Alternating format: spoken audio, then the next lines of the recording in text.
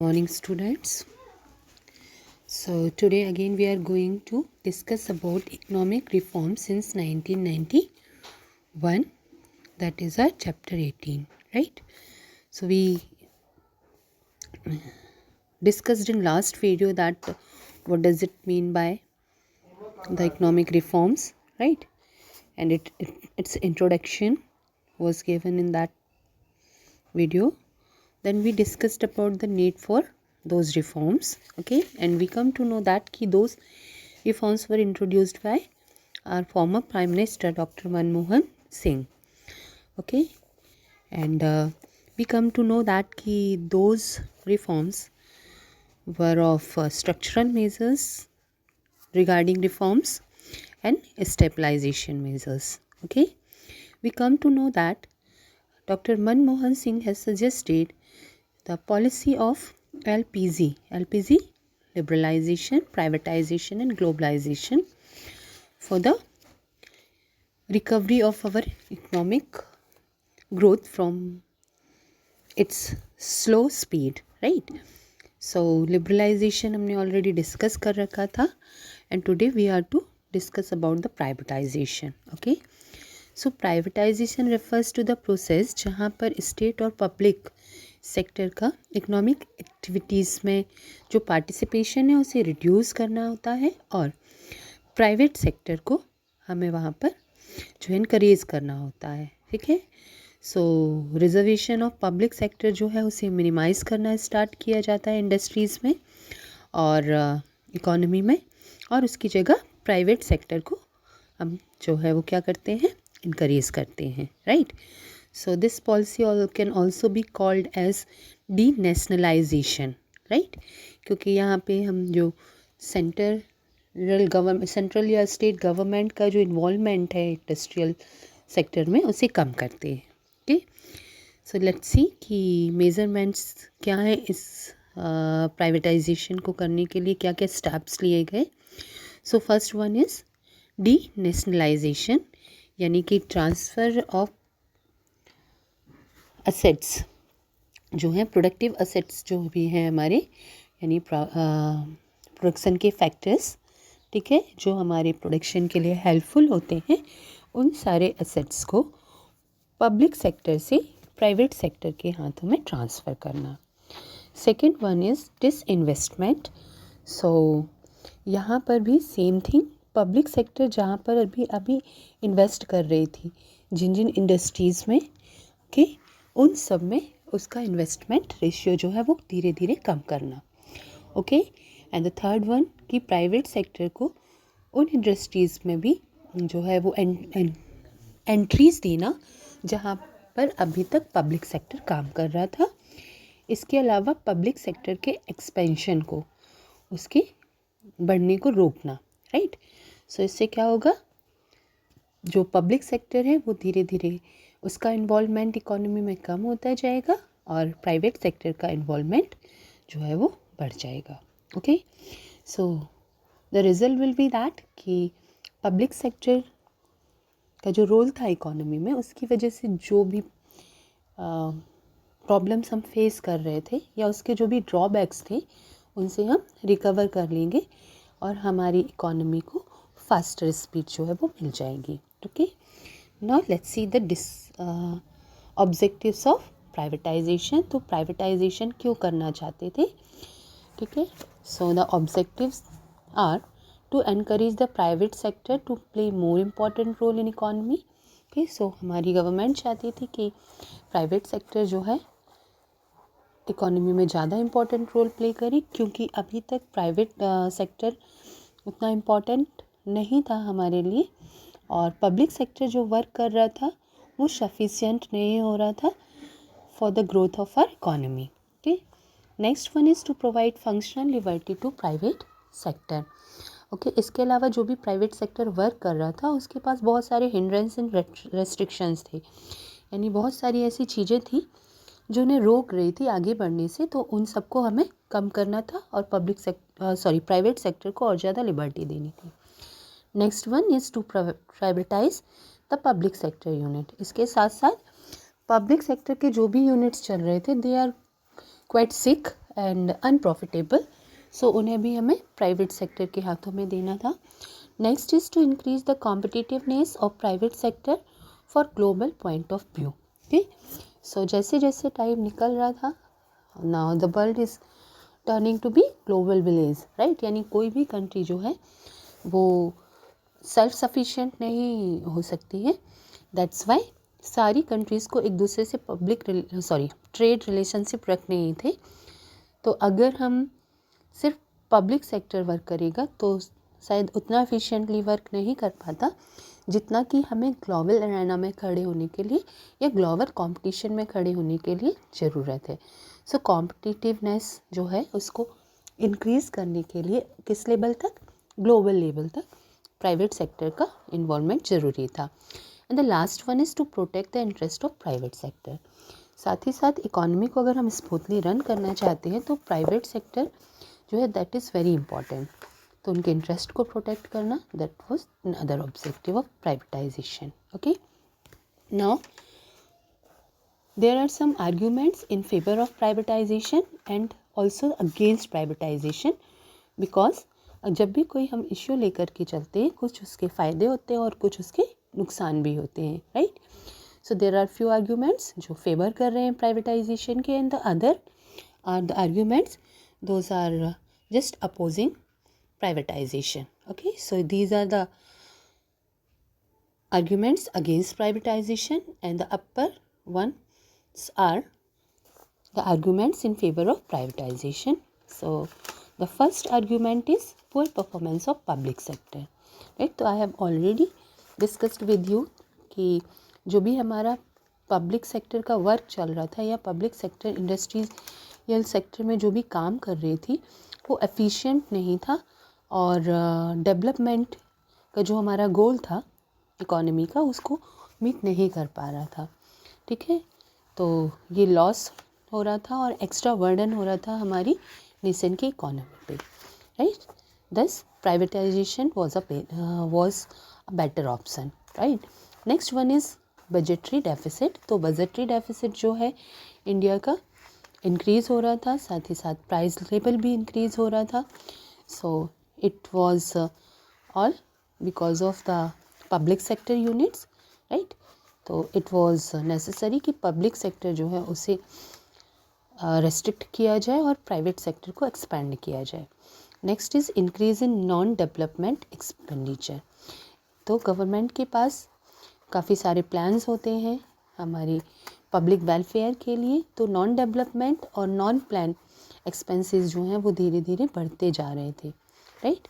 So that's why it is decided कि हमारा जो रिसोर्सेज हैं हमारे उनका प्रोडक्टिव पर्पसेस से यूज़ किया जाए, ठीक है।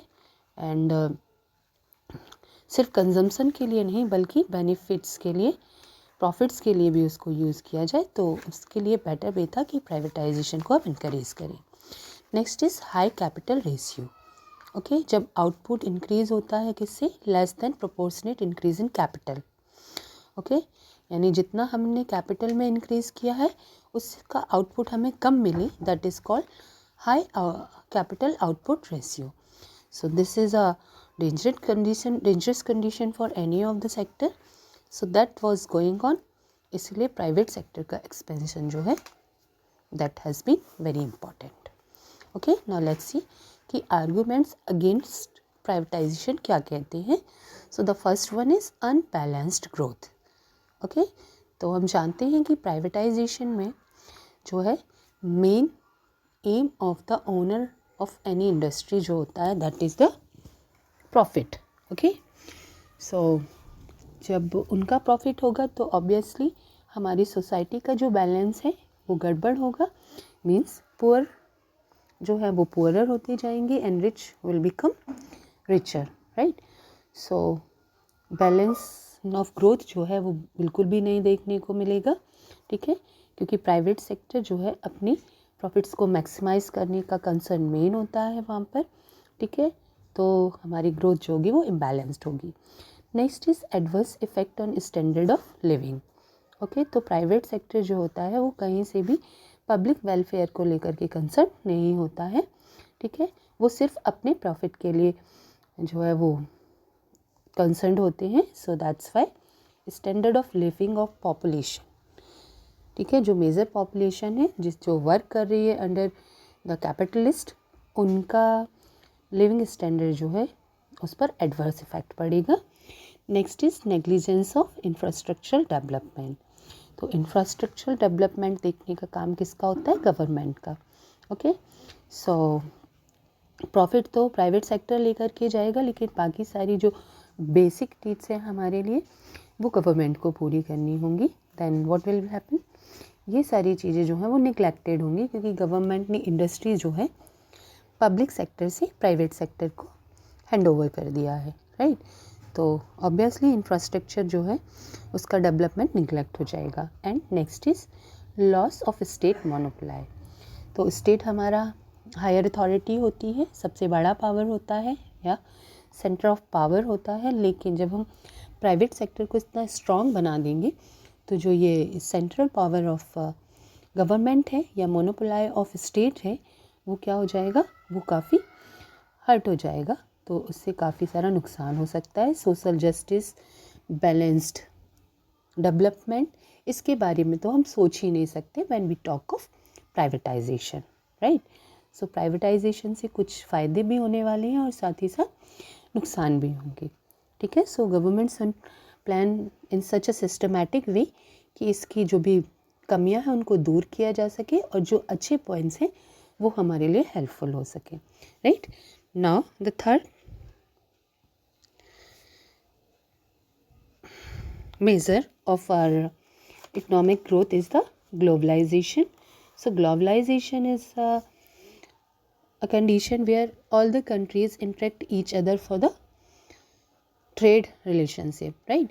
जब कोई कंट्री अपने देश के बाहर ओके इन इंडस्ट्रीज़ और ट्रेड बिजनेसेस में इन्वॉल्व होती है तो उसे हम ग्लोबलाइजेशन कहते हैं, right. So globalization refers to free interaction among economies of the world in the field of trade, finance, production technologies and investment, ठीक है. तो यहाँ पर सारी कंट्री जो है एक दूसरे से फ्री होती हैं एक दूसरे के साथ में ट्रेड रिलेशनशिप रखने के लिए, फाइनेंस एंड फाइनेंशियल असिस्टेंस के लिए, प्रोडक्शनल टेक्नोलॉजीज़ को एक दूसरे से जो है वो शेयर करने के लिए एंड इन्वेस्टमेंट के लिए, ठीक है. तो ग्लोबलाइजेशन का मेन एम होता है फॉरेन ट्रेड को एनकरेज करना, ठीक है, फॉरेन इन्वेस्टमेंट को एनकरेज करना और जो भी हिंड्रेंस यानी जो भी रुकावटें हैं फॉरेन ट्रेड के लिए उनको ख़त्म करना. Okay, so let's C what are the objectives of globalization. So the first one is removal of inefficiency. Okay, तो जो भी हमारी domestic firms and domestic industries हैं उनका इनएफिशिएंसी को कम करने का, उनको ख़त्म करने का सबसे अच्छा तरीका है ग्लोबलाइजेशन, क्योंकि जब ग्लोबल कंपनीज से उनको कंपटीशन करना होगा so they should work more efficiently. Okay, next is increase in productivity. So as a result of globalization क्या होगा? जो भी अंडर डेवलप्ड कंट्रीज़ हैं वहाँ पर कैपिटल एंड आउटपुट रेशियो जो है वो डिक्रीज़ होगा, राइट. प्रोडक्टिविटी जो है लेबर की वो भी बढ़ेगी एंड मॉडर्न टेक्नोलॉजीज़ यूज़ होंगी, कैपिटल फ्लो ऑफ कैपिटल जो है वो बढ़ेगा एंड इससे हमारी प्रोडक्टिविटी जो है वो क्या हो पाएगी? इंक्रीज़ होगी. Next is competition. सो क्योंकि हम वर्ल्ड लेवल पर बिजनेस कर रहे होते हैं सो हमारे जो भी प्रोडक्शन है, जो भी प्रोडक्ट्स हैं उनकी क्वालिटी हमें हायर करनी होती है, ठीक है, ताकि कंपटीशन में हम सक्सेसफुली आगे बढ़ सके, राइट. सो कंपटीशन जो है it is a good part of globalization. Next is improvement in banking and financial sector. So globalization का रिज़ल्ट होगा कि हमारी कंट्री के अंदर फॉरेन बैंक्स जो है इजीली अपनी ब्रांच को खोल सकते हैं एंड एक दूसरे से अपनी सिस्टम जो है उसे शेयर कर सकते हैं. तो efficiency of banking and financial system जो है वो बढ़ जाएगा, right. Now the policy measures for globalization. So these are the things that has been done by the government ताकि ग्लोबलाइजेशन को इंट्रोड्यूस कर सके, देन एनकरेज कर सके. सो हमारी जो पॉलिसीज़ हैं इकोनॉमिक, उसमें क्या क्या मेजर्स लिए गए हैं ग्लोबलाइजेशन को बढ़ाने के लिए. Let's see the first one, increase in foreign equity participation. तो 1991 के पहले हमारी फॉरेन इक्विटी पार्टिसिपेशन जो था that has been limited up to 40%, but उसके बाद उसे 51% कर दिया गया. ठीक है, तो यहाँ पर हमने क्या किया, it has been extended up to 51% in priority industries. ठीक है, ताकि हमारे पास एडवांस टेक्नोलॉजी और इन्वेस्टमेंट हायर हो. इसके लिए गवर्नमेंट ने डिसाइड किया कि फॉरेन टेक्निकल्स कोलैबोरेशन जो है हम कर सकते हैं. फॉरेन टेक्नीशियंस को अपनी कंपनीज एंड अपनी फर्म्स में हायर कर सकते हैं. इसके अलावा हमारी जो डोमेस्टिक टेक्नोलॉजी है उसको फॉरेन कंट्रीज़ में एक्सपेरिमेंट कर सकते हो उसको लेकर के. ठीक है, इसके अलावा फॉरेन इन्वेस्टमेंट प्रपोजल बोर्ड एक बनाया गया ताकि फॉरेन इन्वेस्टमेंट और कोलैबोरेशन को लेकर के जो भी प्रपोजल होंगे उनको फाइनलाइज किया जा सके. Next one is partial convertibility of rupee. Okay, तो in earlier times it was compulsory कि अगर आप फॉरेन एक्सचेंज करना चाहते हैं तो you should go through the reserve bank, right. Suppose you are earning in the foreign countries, तो यहाँ पर आएंगे तो पहले आपको रिजर्व बैंक के पास में उस करेंसी को डिपॉजिट करना होगा, फिर उसे कन्वर्ट करके रुपये में वो देंगे. साथ ही साथ अगर आपको किसी को फॉरेन करेंसी में पे करना है, so first of all you will deposit the currency, means हमारी जो रुपीज़ हैं you will deposit it to reserve bank, then उसे कन्वर्ट करके वो उस फॉरेन करेंसी में देगा. तो it was a lengthy process और बहुत ही टाइम टेकिंग था. Then later on it has been decided कि ओपन मार्केट में भी कन्वर्टिबिलिटी जो है वो पॉसिबल है, राइट. तो now the free convertibility of rupees is allowed. So open market में कन्वर्टिबिलिटी होने से जो है वो क्या होगा, इनकरेजमेंट होगा इसका ग्लोबलाइजेशन का. Next is long term trade policy. तो कई सारे रेस्ट्रिक्शन जो इंपोर्ट पर थे further, it means previous time पर. ठीक है, बिकॉज वी थॉट कि इंपोर्ट जो भी आएगा वो उससे क्या होगा, हमारी डोमेस्टिक इंडस्ट्रीज़ को बहुत ज़्यादा हार्म होने वाला है. ठीक है, तो इस तरह के कुछ एप्रीहेंशंस थे कि अगर कि अगर हम इंपोर्ट बढ़ाते हैं तो हमारी डोमेस्टिक इंडस्ट्रीज़ को बहुत नुकसान होगा, उसका एडवर्स इफ़ेक्ट पड़ेगा उसके ऊपर. तो ये डाउट्स जो है वो बहुत लंबे टाइम तक नहीं चल पाए. Then imports had been increased specially in edible oil, cotton, silk, spices, granite, rubber material etcetera. और जो new foreign trade policy 2004 to 2009 जो आया, उसमें जो है trade spare of trade and it upgraded the infrastructure network related to entire foreign trade chain. यानी यहाँ पर हमने नई पॉलिसी लेके आई थी जिससे हमारा trade and business with the foreign countries जो है वो स्टैंडर्ड हो सके. ठीक है, रिवाइटलाइज किया जा सके उसको. और इसके लिए हमने एक्सपर्ट ऑफ ट्रेड पॉलिसी जो हैं उनको यहाँ पर इन्वॉल्व किया. Next is reduction of tariffs. तो गवर्नमेंट जो है हैज़ डिसाइडेड कि हमारा जो टैरिफ है that has been 250% in previous times, but now it has been reduce to 40%.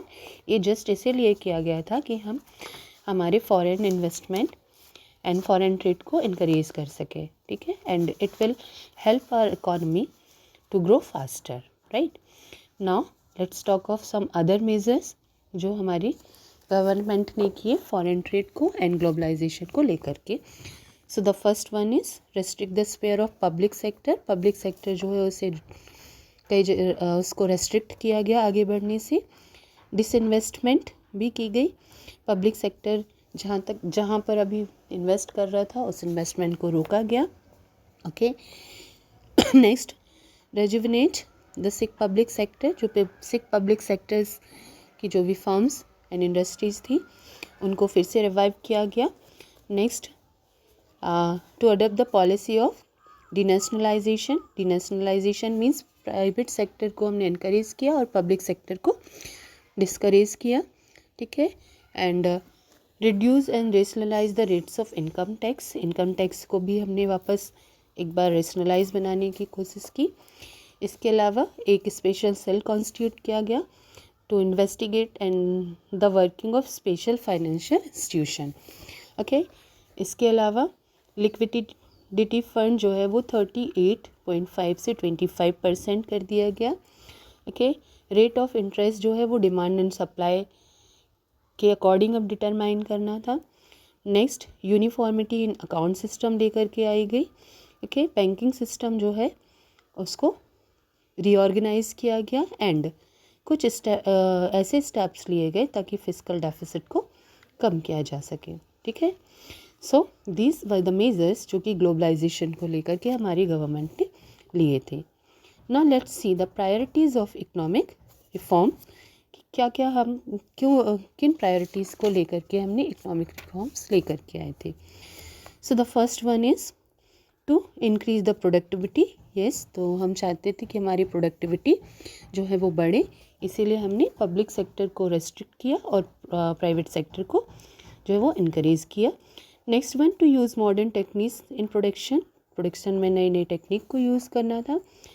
Make maximum use of production capacity. Okay, to reduce the fiscal deficit, इसे भी कम करना था। To increase agricultural production and improvement in agricultural credit system.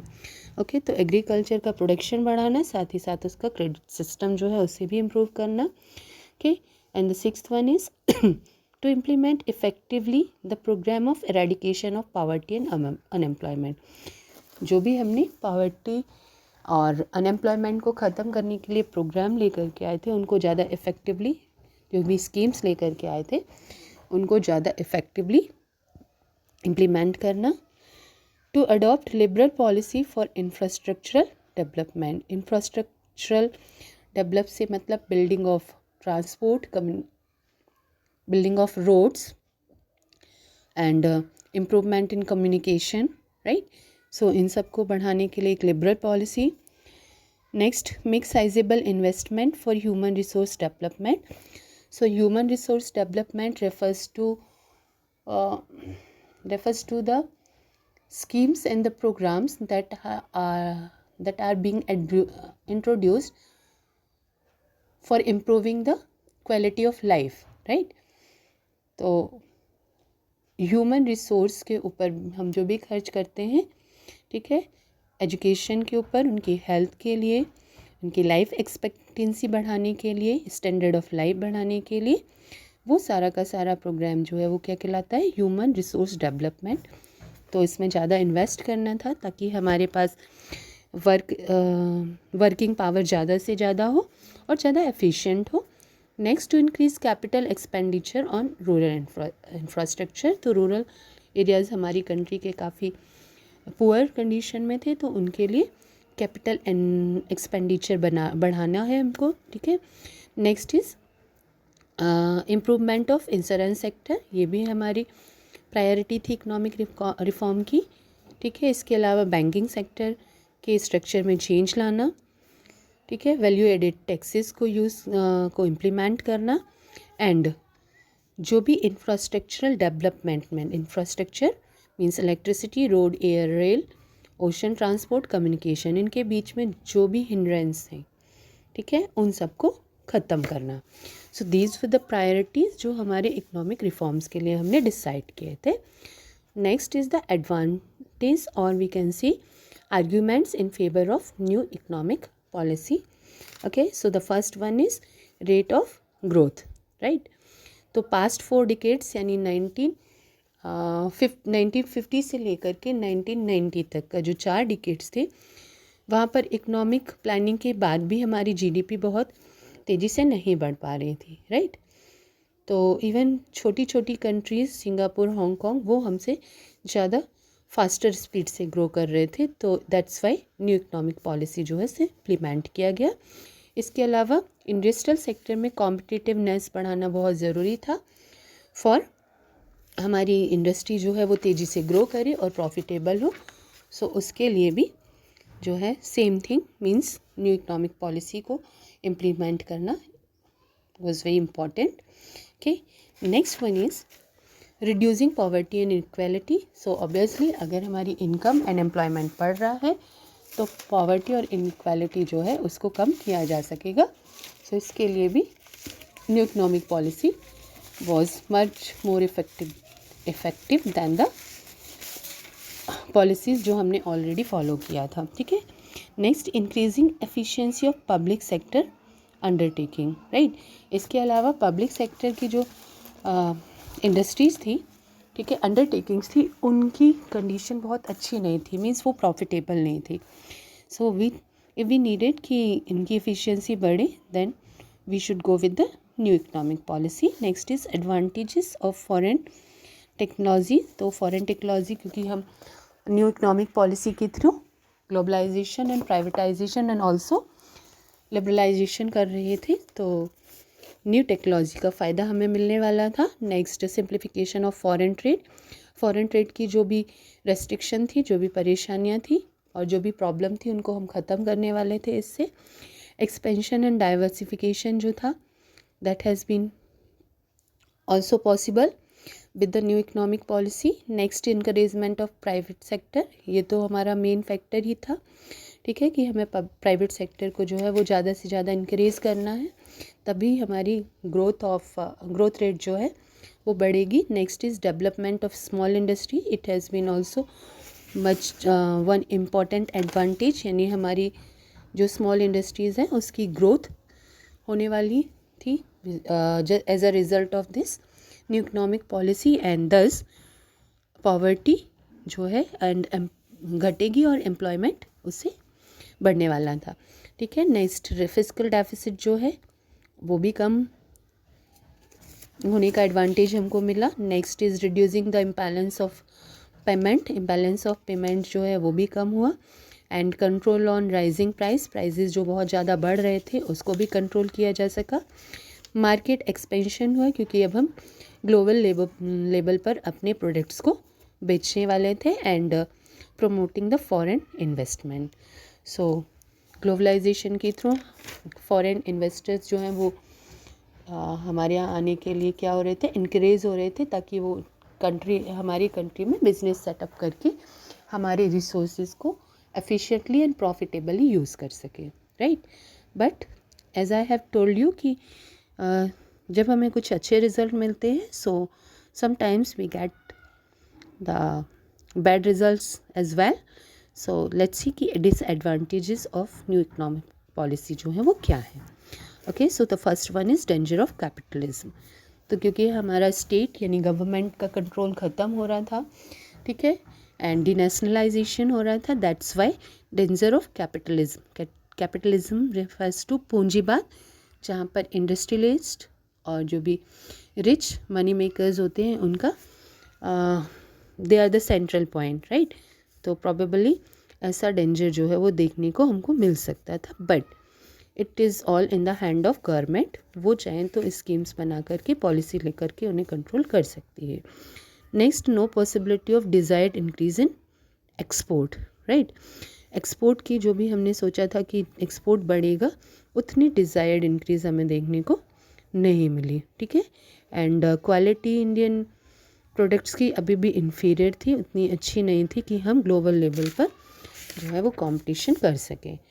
Next one is doubt of increase in economic inequality. साथ ही साथ जो हमने स्टार्टिंग में पढ़ा था दैट प्राइवेट सेक्टर जो होता है, यहाँ पर profit is the main concern, so it may result the economic inequality, right. Big industrialist and businessman they must have been more richer, right, and इससे हमारी कंट्री में इकोनॉमिक इनइक्वालिटी जो है वो बढ़ सकती है।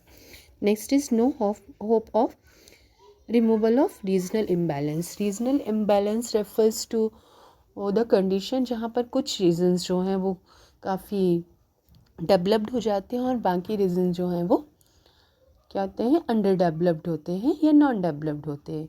And the reason is that कि जहाँ पर ज़्यादा प्रॉफिट होगा, ज़्यादा रिसोर्सेज अवेलेबल होंगे, वहाँ पर इंडस्ट्रीज़ ज़्यादा से ज़्यादा सेटअप की जाती है। ओके, एंड वो एरियाज़ जो रिमोट हैं ऐसी जगहों पर से, ठीक है, जहाँ पर अवेलेबिलिटी ऑफ रिसोर्सेज कम है, they become non developed, right. So regional imbalance जो है उसके लिए गवर्नमेंट को काम करना होता है। And here in this new policy हम प्राइवेट सेक्टर को ज़्यादा इम्पोर्टेंस देने वाले थे। सो ऑब्वियसली रीजनल इम्बैलेंस ख़त्म नहीं होने वाला था। इसके अलावा बेसिक प्रॉब्लम जो है हमारी, उनका नेग्लिजेंस यानी उनको ऊपर ध्यान देने का काम गवर्नमेंट का होता है, ना कि प्राइवेट सेक्टर का। So illiteracy, unemployment, poverty, inequality of income and wealth और भी जो सोशल प्रॉब्लम्स हैं उसके सॉल्यूशन हमें इस न्यू इकोनॉमिक पॉलिसी में कहीं भी नज़र नहीं आ रहे थे, right. Next, there must have been some dangerous consequence of privatisation, right. तो प्राइवेटाइजेशन के कुछ बहुत सारे गलत इफ़ेक्ट भी हमारी इकोनॉमी पर पड़ सकते थे, जैसे problem of poverty and unemployment बढ़ सकती थी, right. But it all depends on the policies of government, वो चाहें तो उसे कंट्रोल कर सकते हैं। Next, no development of proper technology. Okay, तो मल्टीनेशनल कंपनीज जो हैं they use their own technology, ठीक है, and they don't adopt suitable technology keeping a view in the needs of our country. Sorry, that's why technology हमारे पास में proper way में development नहीं होती। Next, interchange in foreign exchange. तो multinational corporation जो होती हैं वो they use to store hard currencies ताकि उन्हें प्रॉफिटेबल प्लेस पर वो यूज़ कर सके, राइट। सो इससे क्या होगा, हमारी जो फॉरेन एक्सचेंज है वो कम हो सकती है और कंट्री सफ़र भी कर सकती है। Next is dominance of foreign capital. So globalisation के थ्रू हम इन्वेस्टमेंट को इनकरेज करेंगे एंड दस हमारे पास में फॉरेन एक्सचेंज का आउटफ्लो हो जाएगा और डोमिनेंस भी होगा। Next, other disadvantages are that कि इकोनॉमिक पॉलिसी जो है इसमें डिस्टोरेशन ऑफ कंजम्पशन कल्चर हो सकता है, increase of poverty and unemployment, इसके अलावा इंक्रीज इन इनसिक्योरिटी, छोटे छोटे एंटरप्रेन्योर्स जो हैं उनको ख़त्म होने का डर रहेगा, एंड स्वदेशी कैंपेन कह के हम जिसको चलाते हैं वो पूरी तरह से ख़त्म हो जाएगा। सो ग्लोबलाइजेशन इज़ गुड इनफ, या जो हमारी new economic policy of LPG थी वो इकोनॉमिक ग्रोथ तो दे रही थी बट उसके कुछ नुकसान भी हमें देखने को मिल रहे थे, right. So this is all about the new economic policy and we come to know that कि इसके कुछ फ़ायदे भी हैं और साथ ही साथ कई सारे नुकसान भी हैं, राइट। तो I have already told you that कि it's all about the government and its control कि वो हमारे न्यू इकोनॉमिक पॉलिसीज़ को किस तरह से रन कर रहे हैं, right. However we know that कि ये तीनों जो मेजर्स हैं, globalisation, privatisation and liberalization, that will help our economy to recover the speed of economy, right. So this is all for today. Have a nice day. Goodbye.